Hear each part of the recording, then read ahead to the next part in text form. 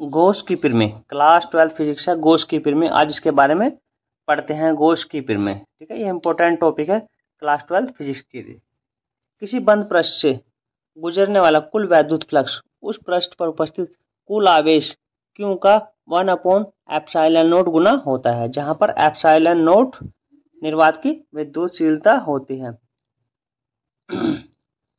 Phi E बराबर 1/ε0 multiply Q, या इसको इस प्रकार भी लिखते हैं, फाई ई बराबर Q/ε0, ठीक है। अब इस प्रमेय की उत्पत्ति देखते हैं। माना कोई बिंदु आ प्लस Q बंद पृष्ठ के भीतर किसी बिंदु O पर स्थित है। ये हमारा ये बंद पृष्ठ है, ठीक है। इसके बिंदु O पर प्लस Q आवेश है। बिंदु O से R दूरी पर एक बिंदु P है। इसके चारों ओर का संगत क्षेत्रफल dA है। इसका चारों ओर का संगत क्षेत्रफल dA है तथा इसके संगत क्षेत्र वेक्टर D है। इसका संगत क्षेत्र जो है वेक्टर D है, जो D के साथ थीटा कोण बनाता है, और वैद्युत क्षेत्र की तीव्रता E है। ये बिंदु O पर बना घनकोण d ओमेगा है। बिंदु O पर जो एक घनकोण बना हुआ है ये d ओमेगा है, ठीक है। वेक्टर dA के साथ बना कोण हमारा थीटा है। अब प्लस Q आवेश के कारण बिंदु P पर तीव्रता E बराबर 1/4πε0 Q/r², ठीक है। अब dA के द्वारा बिंदु O पर बनाया गया घनकोण d ओमेगा बराबर dA cos theta upon r²। ये हमारा बंद पृष्ठ का क्षेत्रफल है और E वैद्युत क्षेत्र है, r² है। आगे देखते हैं। संपूर्ण पृष्ठ dA से गुजरने वाला वैद्युत फ्लक्स d फाई E बराबर vector E into vector dA, जहां पर vector E into vector dA बराबर EDA कोस थीटा होता है। तो d फाई E बराबर EDA कोस थीटा हो जाएगा।